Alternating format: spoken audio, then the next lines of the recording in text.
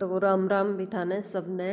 तो पौष माह गए शुक्ल पक्ष की एकादशी तिथि की कहानी और कद है व्रत बताऊँ था ने, तो सुनियो और प्लीज़ पूरी सुनिया करो। तो सुनो भाई। पौष माह के शुक्ल पक्ष की एकादशी तिथि को पौष पुत्रदा एकादशी का व्रत रखा जाता है। इस साल 21 जनवरी को पौष पुत्रदा एकादशी का व्रत रखा जाएगा।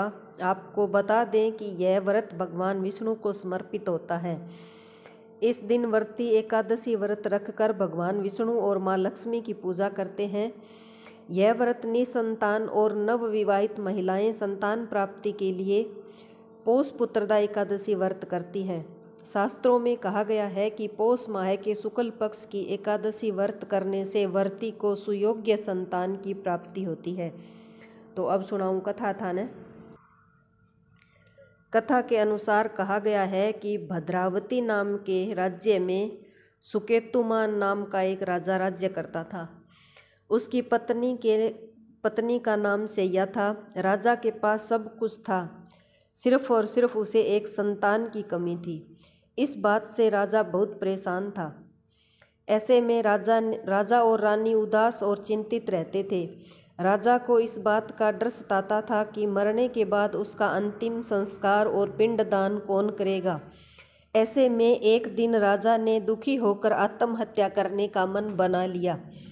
हालांकि इस पाप के डर से उसने बाद में यह विचार त्याग दिया, लेकिन इसके बाद से राजा का राजपाट में मन नहीं लग रहा था, जिसके कारण वह जंगल की ओर चला गया।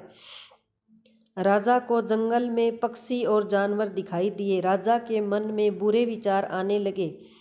इसके बाद राजा दुखी होकर एक तालाब किनारे बैठ गए।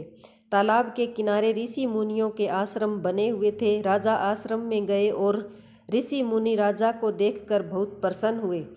उन्होंने कहा कि राजन, आप अपनी इच्छा बताएं। राजा ने अपने मन की बात मुनियों को बताई। राजा की चिंता सुनकर मुनि ने कहा कि इसका एक समाधान है। इसके लिए आपको एक पुत्रदा एकादशी के व्रत रखना होगा। मुनियों ने राजा को पुत्रदा एकादशी का व्रत रखने को कहा। राजा ने भी उसी दिन से इस व्रत को रखा और द्वादशी को इसका विधि विधान से पारण किया। इसके फल स्वरूप रानी ने कुछ दिनों बाद गर्भ धारण किया और 9 माह बाद राजा को पुत्र की प्राप्ति हुई।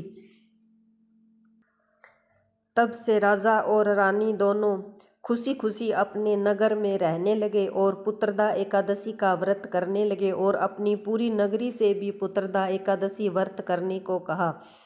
तो इस प्रकार जो भी कथा सुनता है और कथा का जो हुंकारा देता है, उन सब को भगवान विष्णु जी सुख और शांति प्रदान करते हैं।